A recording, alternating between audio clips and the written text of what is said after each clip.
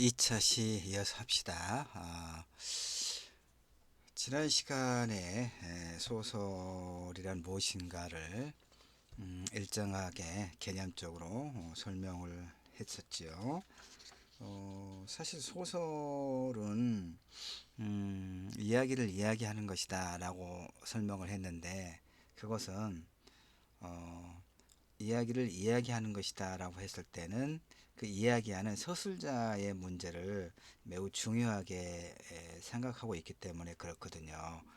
누구나 자기가 살아왔던 경험만큼의 이야기를 가지고 있지만, 그것 자체가 소설이 되는 건 아니다 라고 했잖아요. 뭐 이건 여러분이 충분히 이해할 수 있을 것이고, 그러니까 그 경험을 어떻게 하나의 구조화할 것인가, 뭐 이런 이제 문제가 있는데, 우리가 독자 입장에서만 이제 좀 설명을 하도록 할게요. 어쨌든 소설은 소설에 대한 정의, 소설이란 무엇인가와 관련한 정의에서 제일 처음에 인식은 이야기다 라고 하는 거예요. 누가 소설을 정의하든 간에 소설은 하나의 이야기다 라는 것은 하나의 공통적으로 그 이야기하는 부분이죠. 그 다음에 이제 이게 이제 동양에서도 뭐 그 어원을 이제 소설의 어원을 뭐 굳이 따지자면은 뭐 중국의 장자도 뭐 거리바닥에 마구 떠도는 부스러기 같은 이야기, 이런 식으로 이제 소설을 사실은 좀 낮게 봤죠. 다른 학문에 비하면 소설은 그야말로 그 한간에서 떠도는 이야기를 수집한 것, 이런 식으로 좀 낮게 봤죠. 우리나라에서도 이규보가 이제 백운 소설이라고 하는 그 책을 통해서 처음으로 소설이라는 용어를 사용했거든요. 그러니까 하여튼 그 소설을 맨 처음에 소설의 개념을 이해하고 규정할 때는 뭐 서구나 뭐 동양에서는 어쨌든 이렇게 소위 뭐 폐관 소설, 그러니까 시장의 잡소리, 이런 뭐 변변치 못한 이야기에 불과한 의미 없는 것이다, 이렇게 인식했어요. 이거 이제 서양에서도 뭐 그렇게 다르지 않았어요.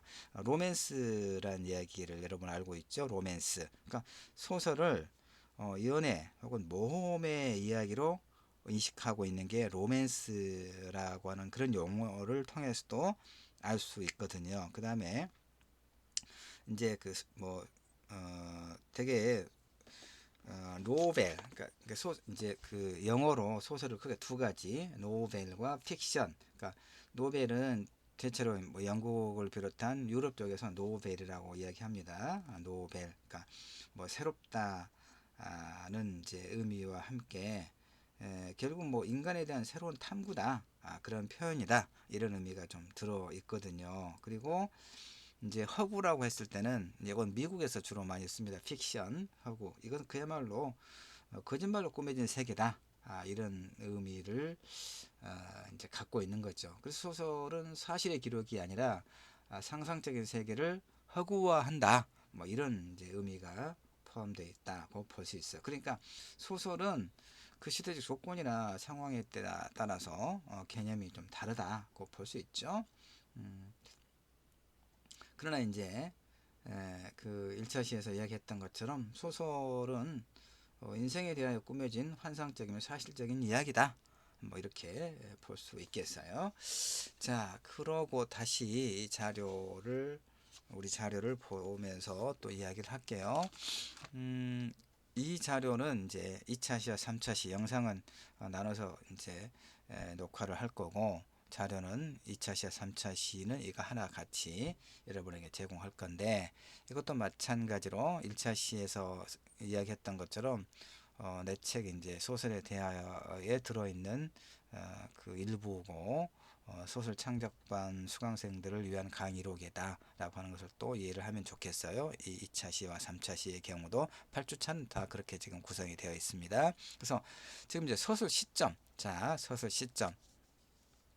아까 2차 시 시작할 때 이야기했던 것처럼 내가 이제 나는 늘 소설이란 이야기를 이야기하는 것이다, 이렇게 강조했고, 이 이야기, 이런 강조 속에는 소설에서 말하는 이가 누구인가 하는 서술자 위치, 서술 시점의 문제가 매우 중요하기 때문이다. 이런 이야기를 합니다. 그렇게 이제 그런 생각 때문에 이 이야기를 이야기하는 것이다. 이걸 강조하고 있다. 이런 얘기예요. 소설의 서술을 접하는 독자는 일반적으로 독자 자신의 내면에서 어떤 형상의 세계를 재현하고 체험하면서 스토리를 구성한다. 좀 어려운 말을 많이 써놨네요. 예. 자, 우리가 독자로서 소설을 이렇게 읽을 때에는 우리 독자, 우리의 어떤 경험 세계가 있잖아요. 그러니까 작가의 경험 세계가 있고, 그 경험 세계를 하나의 구조화된 이야기로 이제 만들어 놓은 게 문학이고, 특히 소설이고, 독자로서 우리는 그 소설을 읽을 때 독자인 내가 갖고 있는 어떤 경험 세계를 바탕으로 이 소설의 이야기를 독해하죠. 그런 거죠. 그러니까 사실은 문학 텍스트라고 하는 것은 작가의 경험 세계와 독자의 경험 세계가 교환되는, 소통하는 그런 특별한 어떤 그 공간이다라고 말할 수가 있겠죠. 자, 어쨌든 이 과정에서 서로 의미를 교환하는, 그러니까 소설이라고 하는 텍스트를 통해서 작가와 독자의 경험 세계가 교환된다, 이런 얘기죠. 이 과정에서 지적 정서적 반응과 그 반응들의 재구성을 통한 의미 탐색이 동반되겠죠. 그래서 이런 과정을 거쳐서 독자는 이 소설은 대체 무엇에 관한 이야기인가, 이런 질문을 이제 스스로 해결해 나가죠. 그래서 이야기된 걸 스토리라고 합니다. 이야기 행위와 그 결과를 서술이라고 하고, 이야기가 초점을 두어 전달하고 체험시키는 경험과 의미, 이걸 주제라고 하죠. 이 세 가지, 스토리, 서술, 주제, 이 세 가지가 소설의 분석과 비평 작업에서 매우 필수적인 요소다, 이렇게 볼 수 있어요. 소설자가 왜 중요합니까? 이 소설 시점이 누가 보고 누가 이야기하는가에 따라서 어떤 이야기 질감이 매우 달라지거든요. 그러겠죠. 누가 보고 누가 이야기하는가. 그러니까 이것은 이제 소설 밖의 이야기. 예컨대 사거리에서 교통사고가 났다고 봅시다. 그러면 그 교통사고를 누가 어느 방향에서, 그리고 또 어떤 관점에서 보는가에 따라서, 보고 이야기하는가에 따라서 그 교통사고의 내용은 전혀 다른 의미로 이를테면 발화될 수 있겠죠. 그런 거죠. 그러니까 누가 보고 누가 이야기하는가가 매우 중요해요, 소설에서. 그래서 이 화자의 문제, 우리가 이제 소설에서 서술자라고 이야기하기도 하고, 여기 나와 있죠. 뭐 서술자라고 하기도 하고 화자라기도 하니까 이렇게 주로 서술자라고 많이 하지만 그 서술자, 화자 이렇게 혼용해서 쓰고 있습니다. 뭐 이건 그렇게 이제 여러분이 이해만 하면 되는 거니까. 그러니까 소설에서 화자의 문제는 그 시점의 문제죠. 시점. 누가 보고 누가 얘기하는가가 시점의 문제가 돼요. 누가 말하는가는 누가 어떤 위치에서 말하는가, 이 문제니까 시점. 포인트 오브 뷰. 그 다음에 소설에서 이야기를 전달하는 화자와 그 화자가 인물과 대상을 바라보는 시점은 개념상 별개처럼 보이지만, 문제는 소설자 화자가 어떤 위치에서 이야기를 전하느냐 하는 위치의 문제, 소설의 인물들 중에서 누구에게 초점을 맞추느냐 하는 초점의 문제, 인물들의 마음속을 어느 정도 들여다보느냐 하는 능력의 문제, 이런 것들이 다 이 시점의 문제와 연결되어 있는 그 문제예요.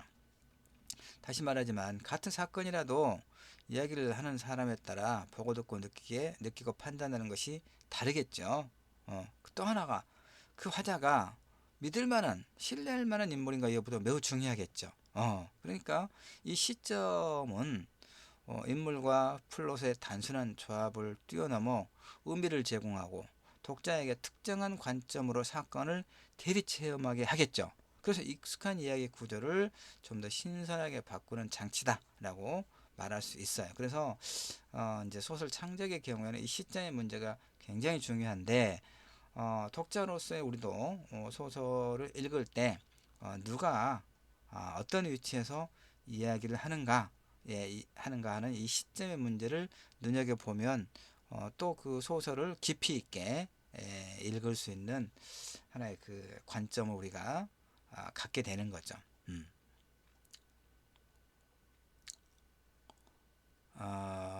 이제 보통 우리 문학 공부할 때 소설에서 화자와 관련해서 뭐 1인칭 시점, 그렇죠? 그 다음에 3인칭 시점, 2인칭 시점도 있어요. 2인칭 시점을 이제 그 많이 활용했던 그러니까 뭐 1인칭 시점은 소설자가 나라고 하는 경우가 있겠죠. 나라고 하는 경우가 1인칭 시점인데 이것도 내가 주인공인 경우에 이 소설자 내가 주인공인 경우에 1인칭 주인공 시점, 아니면 내가 관찰자이고 주인공은 다른 인물이 있는 경우에는 1인칭 관찰자 시점, 이렇게 우리가 이해하고 있죠. 3인칭도 3인칭 전지적 작가 시점인가, 3인칭 관찰자 시점인가, 이렇게 크게 나눌 수 있겠죠. 전지적 작가 시점은 인물들의 내면까지 다 전지전능한 신처럼 알고 서술하는 것이고, 관찰자는 제3의 인물인 내가 그 인물들의 외면, 그러니까 말과 행동들만을 묘사 내지는 서술하는 그런 시점을 3인칭 관찰자 시점이라고 이야기하죠. 이것까지 여러분이 우리가 다 알고 있는 거죠. 2인칭 시점 뭐냐? 1인칭 나라고 하는 것을 너로 바꿔놓은 게 이제 2인칭 시점인데, 사실은 그게 많이 쓰지는 않고요. 그러니까 나 1인칭 시점, 나라고 하는 그 서술 시점을 좀 바꿔보고 싶은 그런 작가적 욕망 때문에 2인칭 시점 너로 이렇게 하는데, 이제 한국의 작가들 중에서 2인칭 서술자 시점으로 소설을 좀 많이 썼던 사람이 하일지라고 하는 작가예요. 하일지. 이 사람은 이제 뭐 경마장 가는 길 시리즈로 좀 유명했었는데 80, 90년대 정도의 그런 소설들을 좀 많이 썼거든요. 그래서 소설이 좀 뭐 재밌어서 나도 한 서너 권 그 하일지의 소설들을 가지고 있는데, 진술이라고 하는 장편 소설도 있어요. 그것도 보면 2인칭 시점으로 나오거든요. 너라고 나오죠. 근데 사실은 굉장히 익숙하지 않은 서술 시점이니까 단순히 나를 너로 바꾼다고 그래서, 너로 바꾸려면 이게 그 소술 그 뒤에 소수로도 많이 달라질 수밖에 없겠죠. 그런데 이제 익숙하지 않은 시점이니까 이 실수를 해요. 그래서 보면은 너 하다가 너를 무의식 중에 작가가 나로 표기해 놓은 경우도 여러 군데가 발견이 돼요. 내가 다 페이지 표시를 해놓고 그랬었는데, 그래서 사실 별 의미 없는 쓸모없는 그런 그 서술 시점이에요. 그냥 1인칭 아니면 3인칭으로 쓰는 게 좋겠죠. 대부분의 소설들이 그렇게 되어 있거든요. 그래서 여기서 뭐 1인칭이냐 3인칭이냐 요 자체가 문제가 그 뭐 그렇게 중요하거나 그런 건 아니고요. 자, 좀 봅시다.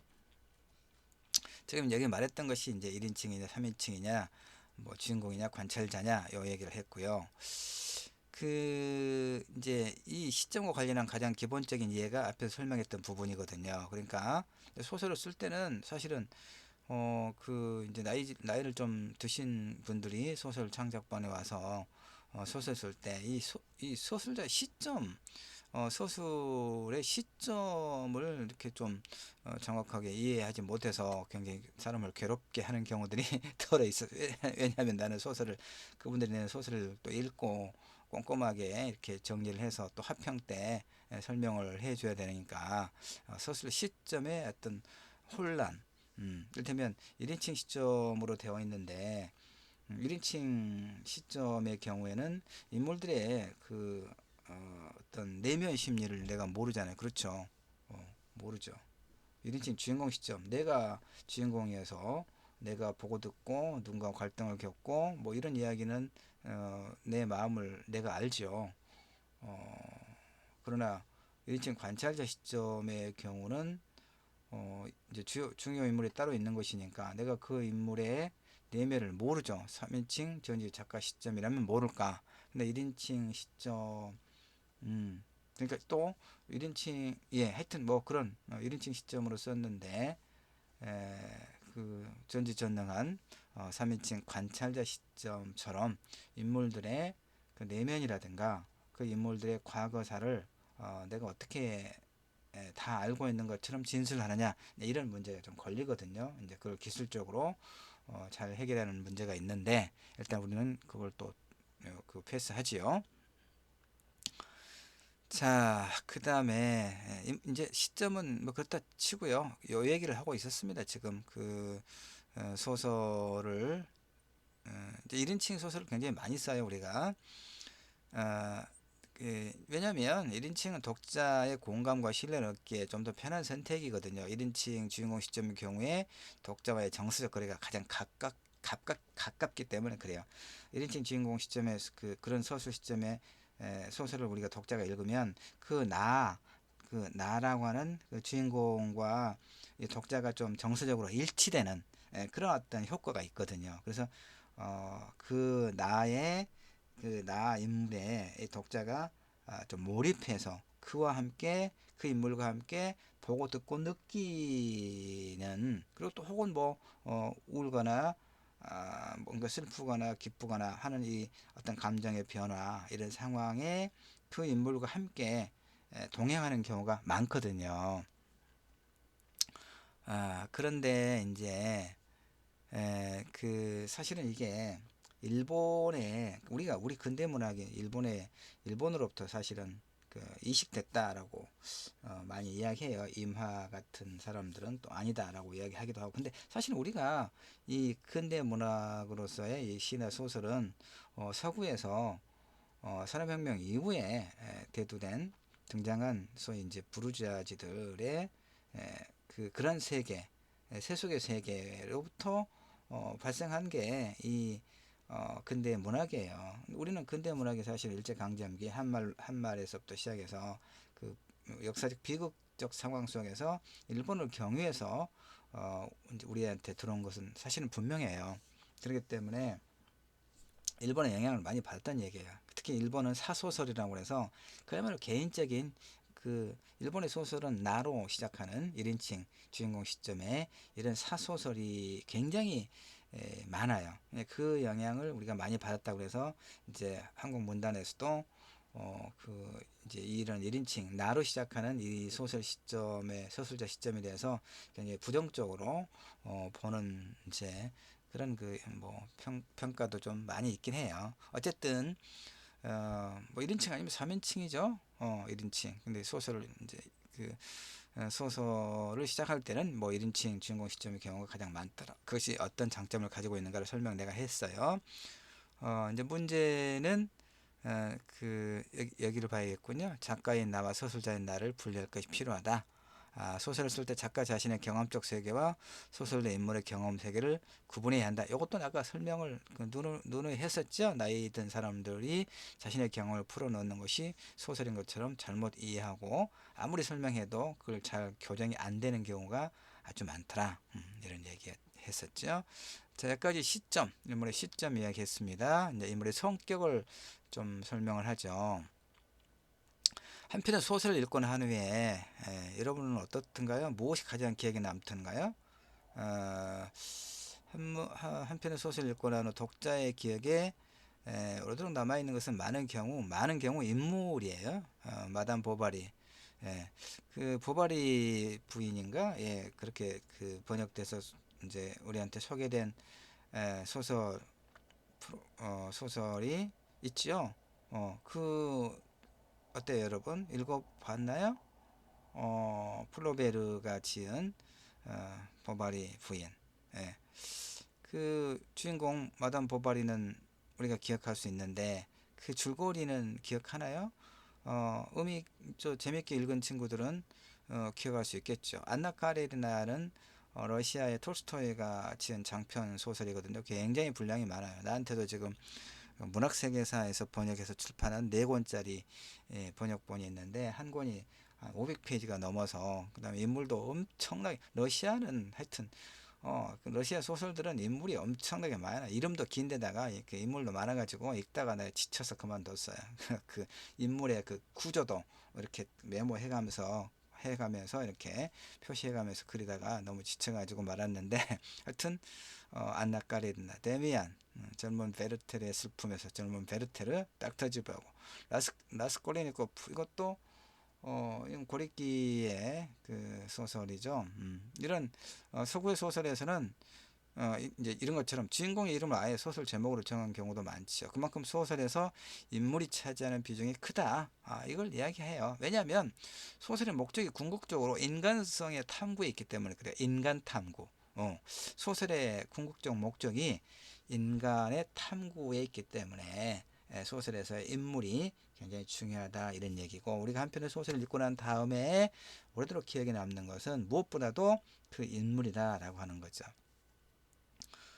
우리 한국 소설의 경우에도 고전의 경우 대부분 주인공 이름을 제목으로 했어요. 박씨 부인 전, 그 병자호란을 당해서 이렇게 막 날아다니는 그 박씨 부인, 홍길동, 허생, 춘향, 심청, 흥부 굉장히 많아요. 한국 현대 한국 소설의 경우에도 인물의 이름을 제목으로 삼은 경우가 아니어도 현대 소설의 경우는 인물의 이름을 제목으로 삼는 경우는 많지는 않죠. 그럼에도 불구하고 독자의 기억에 깊은 인상을 남긴 인물이 굉장히 많죠. 김승옥 소설 무진기행에서 하인숙, 그 음악 교사죠. 서울의 대학을 나왔는데 이 무진이라고 하는 이제 그 시골에서 그 따분하게 교사로서 지내고 있는 하인수. 그래서 이제 그 세무서장, 그 지역의 유지인 세무서장이 그 초청한 그 모임에 가서 노래를 부르는 그런 인물 하인숙. 조정래 소설 태백산맥에도 굉장히 10권짜리 대하소설이니까 굉장히 많은 인물이 나오죠. 그곳에 이제 뭐 염상진이라든가 그다음에 소화, 그 인물이 있거든요. 염상진은 이제 소위 그 빨치산들을 때려잡는 우익 청년단의 아주 괴물과 같은 그런 인물이거든요. 이런 인물들, 이렇게 소설 창작에서 인물의 비중은 소설 창작뿐만 아니라 소설 읽을 때 인물의 비중은 절대적이에요. 인물의 비중은 절대적이고, 그래서 인물을 말할 때는 인물의 성격화를 이야기하는 것으로 이해하면 된다. 뭐 이런 얘기거든요. 자, 우리도 소설을 읽을 때 인물을, 나는 그렇게 읽어요, 여러분. 소설을 읽을 때 인물에 이제 그 표시를 해요. 주인공은 동그라미, 그 주인공과 갈등 관계에 있는 인물은 뭐 세모, 이런 식으로. 그다음에 또 이제 주인공과 우호적인 인물, 뭐 적대적인 인물, 또 매개적인 인물, 중립적인 그런 인물들을 표시를 해 놓으면 그 어떤 도표가, 이미지가 그 잘 머릿속에서 기억돼서 뒷장으로 넘길 때도, 이야기가 이렇게 진행될 때도 굉장히 그 이야기 흐름을 놓치지 않고 독서할 수 있는 굉장히 좋은 방법이라고 생각돼요. 그래서 인물들을 이렇게 표시해가면서 소설의 인물이 제일 중요하죠. 자, 소설에서 인물의 유형이 이제 몇 가지가 있어요. 이것도 우리가 고등학교 문학 수업에서 공부했던 거예요. 크게 보면 전형적인 인물과 개성적인 인물 이렇게 나눌 수 있죠. 그다음에 평면적인 인물과 입체적인 인물, 이렇게 이제 인물 유형을 나누는데, 고전 소설의 인물은 전형적이고 평면적이다라고 배웠죠. 현대 소설의 인물 성격은 개성적이고 입체적이다, 이렇게 공부를 했어요. 전형적이다는 얘기는 대표한다 이 말이에요. 전형적이다. 심청이 그러듯이 어느 집단의 윤리 규범을 대표한다, 이런 그런 의미죠. 심청은 어떤 그 윤리 규범을 대표합니까? 심청은 효를 상징하는, 그러니까 효를 매우 중요하게 여겼던 그런 조선시대의 가부장 제도 하에서의 그런 어떤 그 여성의 그 역할로서 그 효, 또는 뭐 이제 정절의 뭐 정절의 가치 이런 것들을 매우 중요하게 여겼던 그런 시대를 그런 윤리 규범을 대표하는 것이 인물이죠. 그래서 전형적이다 이런 얘기, 전형적이다. 심청은 또한 성격의 변화를 보이지 않는 그런 평면적인 인물이죠. 평면적인 인물이죠. 예. 물론 현대 소설의 인물이 모두 개성적이고 입체적인 것은 아니에요. 개성적이라고 하는 것은 말 그대로 어떤 전형성을 벗어나는 거죠. 어, 그리고 그 평면성, 이를테면 심청은 윤당수에 몸을 던질 때도 갈등 고민하지 않죠. 오로지 아버지가 그 눈을 뜰 수 있기만을 바라는 거죠. 망고의 바보죠. 예, 그건 말도 안 되는 이야기죠. 말도 안 되는 이야기입니다. 바로 그런 의미에서 전형, 그 효를 강조하는 윤리 규범을 강조하는 인물의 어떤 전형성을 갖고 있고, 그 다음에 죽을 때까지 성격의 변화를 보이지 않죠. 그래서 평면적인 인물이다 이렇게 말할 수가 있겠죠. 여기까지 2차 시하고 조금 쉬었다 3차 시에서 이어서 할게요.